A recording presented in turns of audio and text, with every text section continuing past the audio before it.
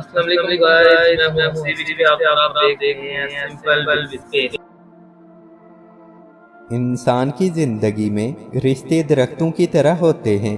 بعض اوقات ہمیں احساس تک نہیں ہو پاتا کہ ہم اپنی چھوٹی چھوٹی ضرورتوں کی خاطر انہیں کاٹتے چلے جاتے ہیں اور آخر کار خود کو ایک گھنے سائے سے محروم کر لیتے ہیں۔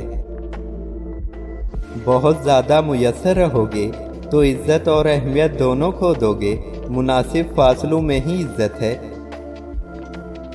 بعض مرتبہ یوں ہوتا ہے کہ تم جن لوگوں کو پسند کرتے ہو ان سے تمہیں رب کی حکمت دور لے جائے گی، لیکن اطمینان رکھو، وقت یہ ثابت کرے گا کہ تمہارا ان سے دور رہنا ہی بہتر تھا۔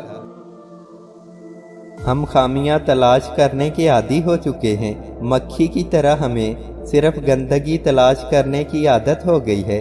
ایک تتلی کی طرح بنیے اور پھولوں کی تلاش کیجیے۔ زندگی ایک آئینہ ہے، اسے بیزار ہو کر دیکھیں گے تو بیزار ہوتے جائیں گے، مسکراتے ہوئے دیکھیں گے تو مسکراتے چلے جائیں گے۔